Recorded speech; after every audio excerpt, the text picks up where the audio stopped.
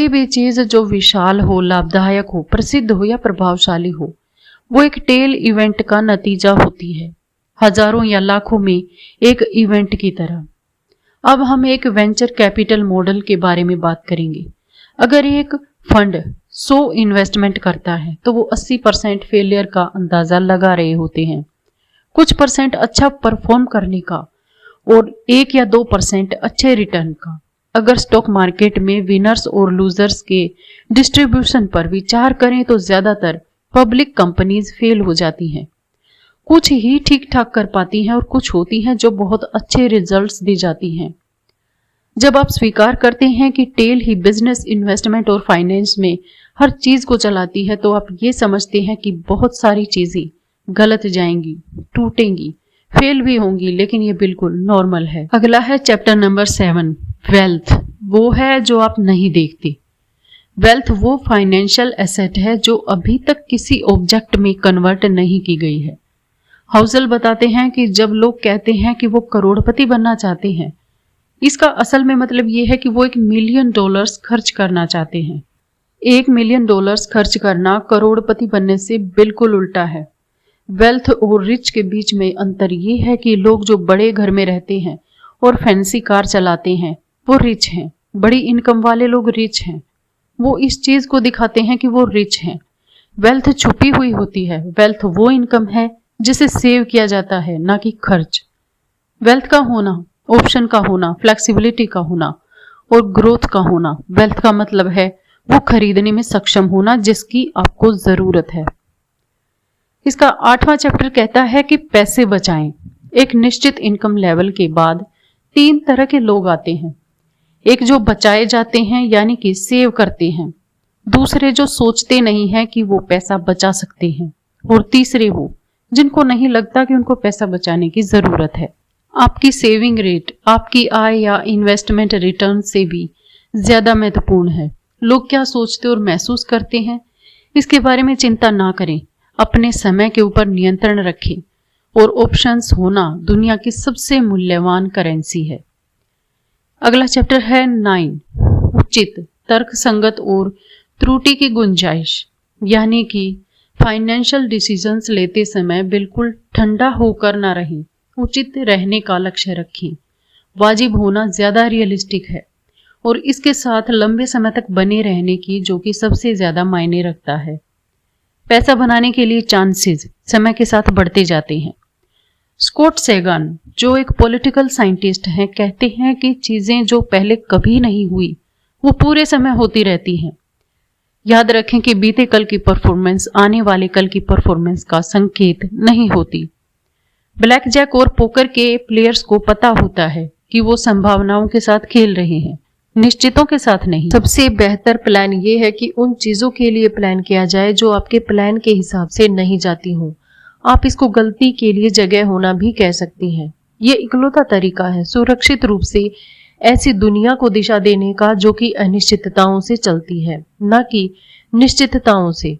ऐसी चीज के लिए तैयार होना या उम्मीद करना बहुत मुश्किल है जिसको आप देख नहीं सकते। तो आप क्या कर सकते हैं? आप ये कर सकते हैं कि आप फेलियर के सिंगल पॉइंट को अवॉइड कर दें, फेलियर के इम्पैक्ट को मिनिमाइज कर सकते हैं। असफलता का सबसे बड़ा सिंगल पॉइंट ये होता है कि आप अपने खर्च और जरूरतों के लिए सिर्फ एक इनकम के सोर्स पर निर्भर रहते हैं, वो भी बिना किसी सेविंग के। बुरे दिनों का फंड एक अच्छा आइडिया है और उन चीजों के लिए पैसा बचाएं जिन्हें आप अनुमान या भविष्यवाणी नहीं कर सकते। अगला चैप्टर है 10, जिसमें लिखा है कि आप बदल जाएंगे। हम खुद के फ्यूचर सेल्फ के बहुत बुरे प्रेडिक्टर होते हैं। हमारी अभी की जरूरतें चाहते वो नहीं होती हैं जो हमारे फ्यूचर सेल्फ की जरूरतें और चाहते होंगी। लॉन्ग टर्म के लिए सोच पाना और इफेक्टिवली डिसीजन ले पाना बहुत मुश्किल होता है। क्या सच्चाई को स्वीकार करें कि एक इंसान बदलाव होने के लिए ही बना है? आज जो आपके लिए मायने रखता है, हो सकता है कि वो आने वाले 10 साल में उसका आपके लिए कोई मतलब ही ना रहे। डूबी हुई लागत यानी कि संक कोस्ट, बीते हुए कल के बुरे फैसले को आगे बढ़ाते जाना जिसकी भरपाई होना अब संभव नहीं है। ऐसी दुनिया में जो लगातार बदल रही है, ये एक शैतान का काम करता है। ये हमारे भविष्य को हमारे अतीत का गुलाम बना देता है। डूबी हुई लागत एक अजनबी की तरह है जो आपकी जिंदगी के बड़े फैसले लेती है। जैसे कि आपने एक बिजनेस में इन्वेस्ट किया और बुरी तरह फेल हो गए। अब आप इसे जारी रखने का सोचते हैं क्योंकि आप बहुत पैसा लगा चुके होते हैं, बिना ये सोचे कि आगे भी चलकर ये जरूरी नहीं है कि आप पैसा बना लेंगे। जो चला गया, जो डूबा हुआ लागत है, जरूरी है कि हम होने वाले नुकसान से खुद को बचाएं। पैसों के साथ जुड़ी कई चीजों के लिए ये जानना है कि उसकी कीमत क्या है और उसे चुकाने के लिए हमेशा तैयार रहना चाहिए। सफल इन्वेस्टिंग एक कीमत मांगती है, लेकिन इसकी करेंसी डॉलर या सेंट नहीं होती। ये होती है अस्थिरता, डर, शंका, अनिश्चितता और पछतावा। ये सारी चीजों को अनदेखा करना आसान है जब तक कि हम असली में इन्हें फेस नहीं कर लेते। बहुत कम लोग ये कहने का स्वभाव रखते हैं कि ठीक है, अगर मैं अपना 20% पैसा गंवा देता हूं मैं तब भी ठीक हूं। लेकिन अगर आप अस्थिरता को एक फीस की तरह देखने लगते हैं जो चीजें अलग दिखती हैं, जब आप लॉन्ग टर्म में इन्वेस्ट करते हैं तो आपको शॉर्ट टर्म में मार्केट के उतार चढ़ाव को स्वीकार करने के लिए भी तैयार रहना पड़ता है। अगला चैप्टर आता है 11, निराशावाद का प्रलोभन, यानी कि नेगेटिव सोच सिर्फ सकारात्मक सोच से ज्यादा आम नहीं होती है, उससे ज्यादा स्मार्ट भी लगती है। ये आपको बुद्धिमत्ता के तौर पे बंदी बना लेती है और हम इस पर सकारात्मकता से ज्यादा ध्यान देते हैं। अगर आप किसी को ये बताएंगे कि सब कुछ ठीक हो जाएगा तो या तो आपसे वो दूर निकल लेंगे या आपको उलझन भरी निगाहों से देखेंगे। किसी को ये बताएं कि उन पर खतरा है और आपको उनकी पूरी अटेंशन मिलेगी। डेनियल कैनमैन कहते हैं कि ये पॉजिटिव और नेगेटिव एक्सपेक्टेशंस और एक्सपीरियंस के पावर के बीच की असमानता का एक इवोल्यूशनरी हिस्ट्री है। ऑर्गेनिज्म खतरों को अवसरों से ज्यादा जरूरी मानकर काम करते हैं। उनके जीवित रहने और रिप्रोड्यूस करने के मौके ज्यादा बनते हैं। 2000 में जब तेल के मूल्य बढ़े थे, कुछ खास तरह से तेल निकालना इकोनॉमिकली संभव हो सका था। आवश्यकता आविष्कार की जननी होती है और मानवता अनंत रूप से इनोवेट है।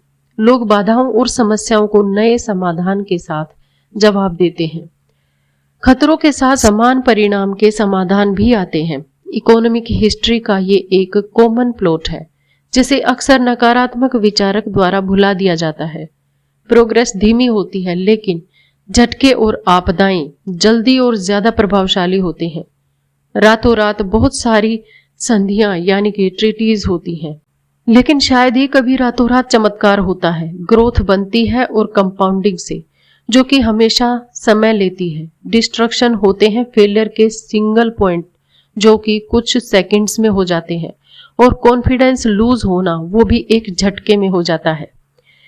अगला चैप्टर है 12, कबूलनामा यानी कि कन्फेशन। इस लेसन में लेखक कुछ अपने फाइनेंशियल बिहेवियर और विश्वास को हाईलाइट करते हैं। होजल के फाइनेंशियल डिसीजन की एक ही ड्राइव है, स्वतंत्रता। वो कम खर्च वाली एक्टिविटीज में खुशी खोजते हैं, जैसे एक्सरसाइज, रीडिंग, पॉडकास्ट और लर्निंग। उनके पास कर्ज के पैसे से लिया हुआ घर नहीं है। वो ये मानते हैं कि हो सकता है कि ये एक बुरा फाइनेंशियल डिसीजन हो, पर एक अच्छा मनी डिसीजन है क्योंकि इसमें कम से कम मन की शांति तो है। वो अपने 20% एसेट्स कैश में रखते हैं जिसमें उनके घर की कीमत शामिल नहीं है। वो एक सेफ्टी नेट बनाने के लिए और इमरजेंसी में अपने स्टॉक्स बेचने से बचने के लिए ऐसा करते हैं।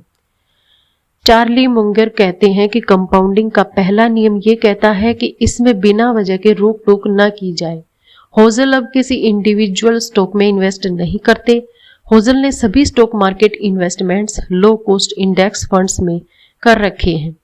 कुछ लोग एवरेज मार्केट को आउट परफॉर्म कर देते हैं, ये बहुत मुश्किल है, और जो ज्यादातर लोग सोचते हैं कि उससे कहीं ज्यादा मुश्किल। हर इन्वेस्टर को वो रणनीति चुननी चाहिए जिसके लक्ष्य पाने के सबसे ज्यादा चांसेस हो।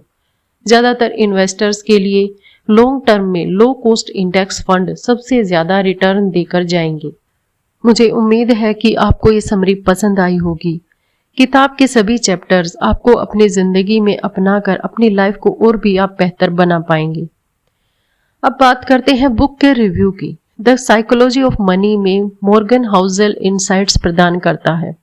कि लोग पैसे और साइकोलॉजिकल बाइसेस के बारे में कैसे सोचते हैं जो हमारे फाइनेंशियल डिसीजन को प्रभावित करते हैं। उनका तर्क है कि सफल इन्वेस्टिंग केवल फाइनेंशियल कॉन्सेप्ट्स को समझने या सही उपकरणों तक पहुंचने के बारे में नहीं है, बल्कि हमारी भावनाओं और साइकोलॉजिकल टेंडेंसीज को महारत हासिल करने के बारे में भी है। होजल की लेखन शैली बहुत ही अट्रैक्टिव है और वो अपनी बातों को स्पष्ट रूप से कहने के लिए एनेक्डोट्स और वास्तविक जीवन के उदाहरणों का भी उपयोग करते हैं। वो इंपल्सिव निर्णयों से बचने और लॉन्ग टर्म पर्सपेक्टिव विकसित करने और फाइनेंशियल सफलता में भाग्य की भूमिका को समझने के महत्व पर भी चर्चा करते हैं। किताब की एक ताकत यह है कि ये अच्छी आदतें विकसित करने के महत्व और निवेश के लिए एक कंसिस्टेंट अप्रोच पर जोर देती है। हाउसल का तर्क है कि जो लोग अपने पैसे का प्रबंधन करने में सफल होते हैं, जरूरी नहीं कि उनके पास उच्च आईक्यू या अंदरूनी जानकारी हो। इसके बजाय वे साउंड प्रिंसिपल्स और अपने लक्ष्यों की स्पष्ट समझ के आधार पर निवेश करने के लिए एक अनुशासित और धैर्यवान दृष्टिकोण रखते हैं। कुल मिलाकर the psychology of money investing के मनोविज्ञान और बेहतर फाइनेंशियल निर्णय लेने के तरीके के बारे में अधिक जानने में रुचि रखने वाले किसी भी व्यक्ति के लिए एक मूल्यवान संसाधन के रूप में है। आज की वीडियो में इतना ही। मिलते हैं अगली वीडियो में एक नए विषय के साथ। तब तक के लिए खुश रहें। Thanks to all, thanks for watching. अगर वीडियोस अच्छी लगे तो प्लीज चैनल को सब्सक्राइब करना ना भूलें। Thank you.